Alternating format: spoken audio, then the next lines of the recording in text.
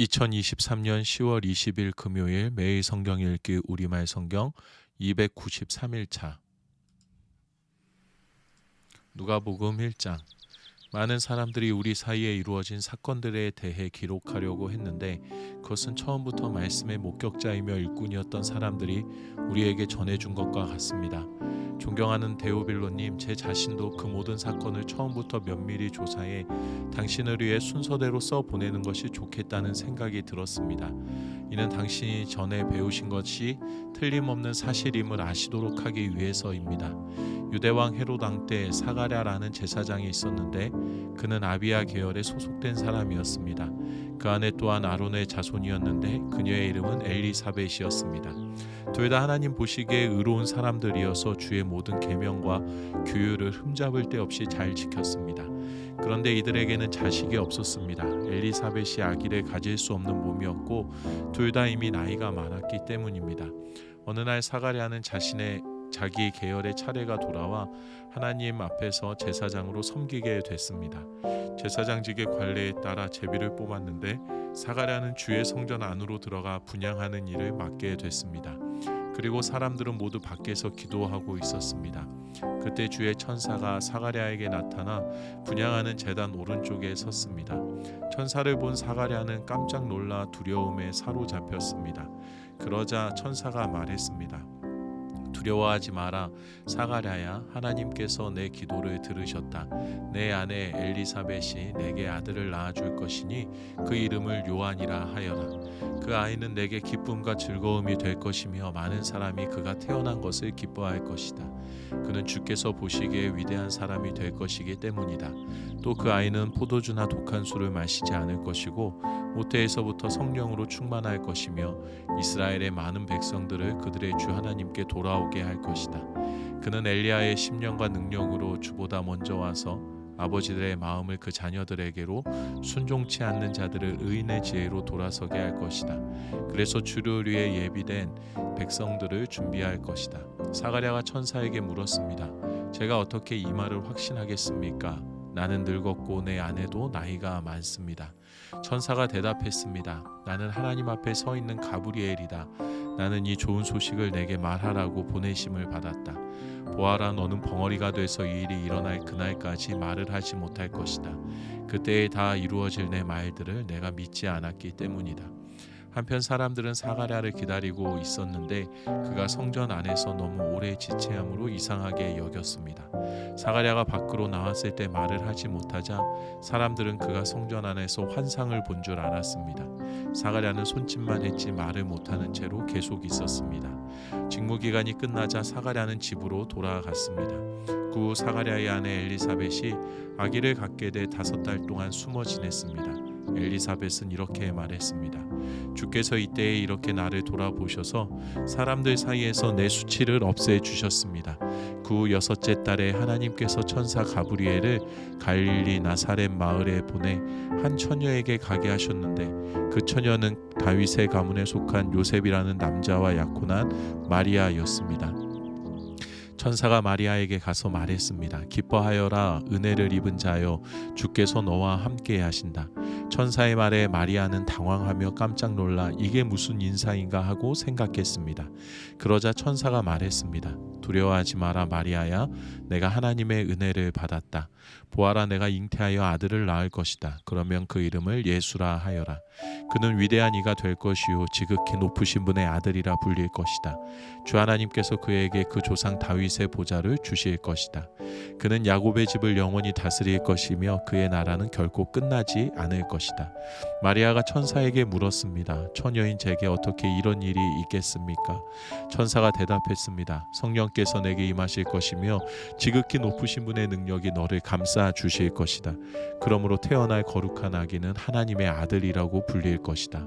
보아라, 내 친척 엘리사벳도 그렇게 많은 나이에 아이를 가졌다. 아이를 갖지 못하는 여자라 불렸는데 임신한 지 벌써 6달째가 됐다. 하나님께는 불가능한 일이 전혀 없다. 그러자 마리아가 대답했습니다. 보십시오, 저는 주의 여종입니다. 당신의 말씀대로 제게 이루어지기를 원합니다. 그러자 천사가 마리아에게서 떠나갔습니다. 그 무렵 마리아가 일어나 유대 산골에 있는 한 마을로 서둘러 갔습니다. 그리고 그녀는 사가랴의 집에 들어가 엘리사벳에게 인사를 드렸습니다. 엘리사벳이 마리아의 인사를 받을 때 뱃속의 아기가 뛰놀았고 엘리사벳은 성령으로 충만해져 큰 소리로 외쳤습니다. 당신은 여인들 중에 복을 받았습니다. 당신의 뱃속에 있는 아기도 복을 받았습니다. 내 주의 어머니께서 내게 오시다니 이게 어찌된 일입니까? 보십시오. 당신의 인사말이 내 귀에 들릴 때 내 뱃속에서 아기가 기뻐하며 뛰놀았습니다. 주께서 하신 말씀이 정말 이루어질 것을 믿은 여인은 복이 있을 것입니다. 그러자 마리아가 말했습니다. 내 영혼이 주를 찬양하며 내 영이 내 구주 하나님을 기뻐함은 그분이 자신의 여종의 비천을 돌아보셨기 때문입니다. 이제부터 모든 세대가 나를 복있다 할 것이니 이는 전능하신 그분이 내게 위대한 일을 하셨기 때문입니다. 그분의 이름이 거룩하시며 그분의 자비는 그분을 경외하는 사람들에게 대대로 이어질 것입니다. 그분은 자신의 팔로 엄청난 일을 행하시고 마음이 교만한 사람들을 흩어버리셨습니다. 그분은 통치자들을 왕자에서 끌어내리시고 낮은 사람들을 높여주셨으며 배고픈 사람들을 좋은 것들로 배불리시고 부유한 사람들을 빈손으로 보내셨습니다. 그분은 자비를 기억하셔서 자기의 종 이스라엘을 도우셨습니다. 곧 우리 조상들에게 말씀하신 대로 그 자비는 아브라함과 그 자손에게 영원토록 있을 것입니다. 마리아는 엘리사벳과 함께 석 달 동안 지낸 후에 자기 집으로 돌아갔습니다. 해산할 때가 돼 엘리사벳은 아들을 낳았습니다. 이웃 사람들과 친척들은 주께서 그녀에게 큰 자비를 베푸셨다는 것을 듣고 함께 기뻐해 주었습니다. 8일째 되는 날 그들이 아기에게 할례를 하려고 와서 아버지의 이름을 따라 그 아이의 이름을 사가랴로 지으려 했습니다. 그때 아기의 어머니가 대답했습니다. 안 됩니다. 이 아이는 요한이라고 불러야 합니다. 그러자 사람들이 엘리사벳에게 말했습니다. 당신 친척 중에는 그런 이름을 가진 사람이 하나도 없습니다. 그러고는 그 아버지에게 아기의 이름을 무엇이라 할 것인지 손짓으로 물었습니다. 사가랴는 서판을 달라고 하더니 아기의 이름은 요한이라고 썼습니다. 그들은 모두 놀랐습니다. 그러자 사가랴의 입이 곧 열리고 혀가 풀려 말하기 시작하면서 하나님을 찬양했습니다. 근처에 사는 사람들이 모두 두려워했고 이 모든 일은 온 유대 산골에 두루 퍼져 사람들의 이야기거리가 됐습니다. 이 말을 들은 사람마다 모두 이 일을 마음에 새기며 이 아기가 대체 어떤 사람이 될까 하고 말했습니다. 그것은 주의 손이 그 아기와 함께 있기 때문입니다. 그의 아버지 사가랴가 성령으로 충만해 예언했습니다. 주 이스라엘의 하나님께 찬양하라. 주께서 자기 백성을 돌봐 구원을 베푸셨다. 그분이 우리를 위해 자기의 종 다윗의 집에 구원의 뿔을 들어 올리셨다. 이 일은 주의 거룩한 옛 예언자들의 입을 통해 말씀하신 대로 우리를 원수와 우리를 미워하는 모든 사람의 손에서 건지시는 구원이로다. 주께서 우리 조상에게 자비를 베푸셨고 자기의 거룩한 언약을 기억하셨다. 이 맹세는 우리 조상 아브라함에게 하신 것으로 우리를 원수들의 손에서 구출하사 두려움 없이 주를 섬겨 우리가 주 앞에서 평생토록 거룩하고 의롭게 살도록 하셨다. 너 아기야, 너는 지극히 높으신 분의 예언자로 불릴 것이요 주보다 앞서가서 주의 길을 예비할 것이며 주의 백성에게 그들의 죄를 용서해 주어 구원의 지식을 전할 것이다. 이것은 우리 하나님의 온유하신 자비로 말미암은 것으로서 태양이 높은 곳에 떠올라 어둠과 죽음의 그늘에 앉은 우리에게 빛을 비춰 우리의 발을 평화의 길로 인도할 것이다. 그 아기는 자라면서 영이 강건해졌고 이스라엘 백성들에게 공개적으로 나타나는 날까지 광야에서 살았습니다. 누가복음 2장. 그 무렵 아우구스투스 황제가 칙령을 내려 전 로마 통치 지역은 호적 등록을 하게 됐습니다. 이것은 구레뇨가 시리아의 총독으로 있을 때 실시된 첫 번째 호적 등록이었습니다. 그래서 모든 사람은 호적을 등록하기 위해 각각 자기 고향으로 갔습니다. 요셉도 갈릴리 나사렛 마을을 떠나 다윗의 마을인 유대 땅 베들레헴으로 올라갔습니다. 요셉은 다윗 가문의 직계 혈통이었기 때문입니다. 그는 약혼한 마리아와 함께 호적을 등록하러 그곳에 갔습니다. 그때 마리아는 임신 중이었습니다. 그들이 그곳에 머무르는 동안 해산할 때가 돼 마리아는 첫 아들을 낳고는 아기를 천으로 싸서 구유에 눕혔습니다. 여간에는 그들이 들어갈 빈 방이 없었기 때문입니다. 한편 목자들은 바로 그 지역 들판에서 살며 밤에 양떼를 지키고 있었습니다. 주의 천사가 그들 앞에 나타났고 주의 영광이 그들을 환하게 둘러 비춰서 그들은 너무나 두려웠습니다. 천사가 말했습니다. 두려워하지 마라. 보아라, 내가 모든 백성에게 큰 기쁨이 될 좋은 소식을 너희에게 알려준다. 오늘 구주이신 주 그리스도가 다윗의 동네에서 태어나셨다. 너희가 천에 쌓여 구유에 누워있는 아기를 볼 것인데 그것이 너희에게 표적이 될 것이다. 갑자기 그 천사와 함께 하늘의 군대가 큰 무리를 이루며 나타나 하나님을 찬양하며 말했습니다. 지극히 높은 곳에서는 하나님께 영광이요 땅에서는 하나님의 은총을 입은 사람들에게 평화로다. 천사들이 떠나 하늘로 올라가자 목자들이 서로 말했습니다. 베들레헴으로 가서 주께서 우리에게 말씀하신 이 일이 정말 일어났는지 보자. 그래서 그들은 서둘러 가서 마리아와 요셉과 아기를 찾아냈습니다. 과연 아기는 구유에 누워 있었습니다. 그들은 아기를 보고 나서 그 아이에 관해 들은 말을 알려주었고 그 말을 들은 모든 사람은 목자들이 한 말에 놀랐습니다. 그러나 마리아만은 이 일을 마음에 간직하고 곰곰이 되새겼습니다. 목자들은 자기들이 보고 들은 모든 것에 대해 하나님께 영광 돌리고 찬양하며 돌아갔습니다. 그들이 듣고 본 모든 일대로 이루어진 것입니다. 8일째 되는 날 할례할 때가 되자 아기가 잉태되기 전에 천사가 일러준 대로 그 이름을 예수라 지었습니다.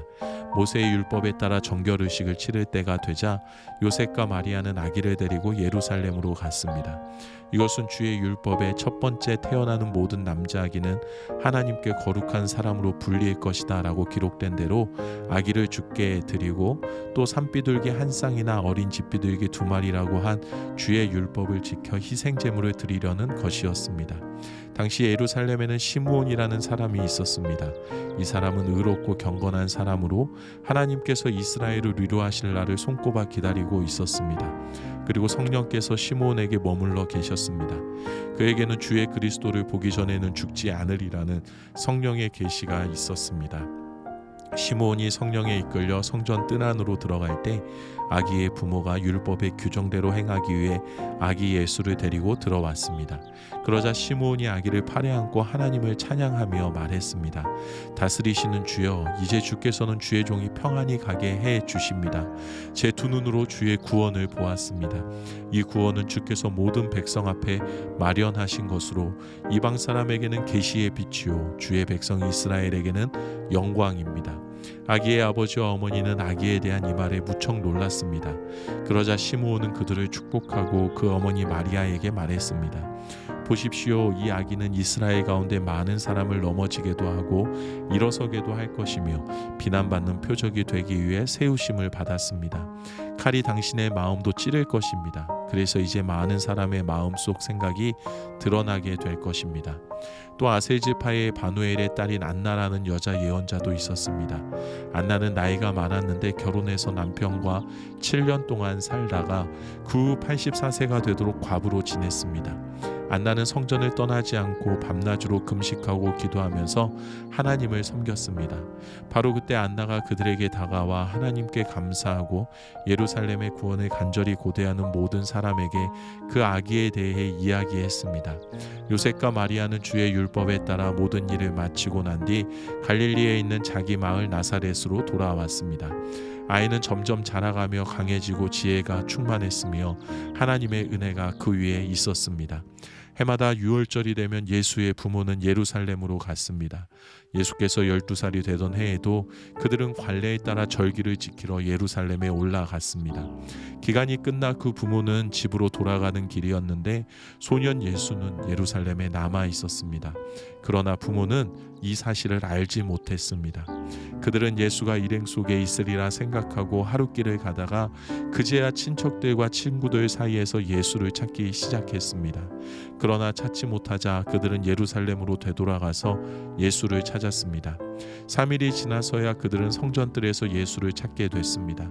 그는 선생들 가운데 앉아서 이야기를 듣기도 하고 묻기도 하고 있었습니다.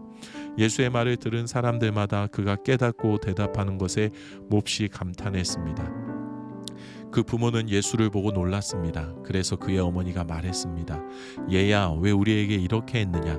내 아버지와 내가 얼마나 걱정하며 찾았는지 모른다. 그러자 예수가 말했습니다. 왜 나를 찾으셨습니까? 내가 마땅히 내 아버지의 집에 있어야 하는 줄 모르셨습니까? 그러나 그들은 예수가 하는 말을 깨닫지 못했습니다. 그러고 나서 예수는 부모와 함께 내려가 나사렛으로 돌아가서 부모님께 순종하며 지냈습니다. 예수의 어머니는 이 모든 일을 마음에 간직했습니다. 그리고 예수는 지혜와 키가 점점 더 자라가며 하나님과 사람들로부터 사랑을 받았습니다. 아멘.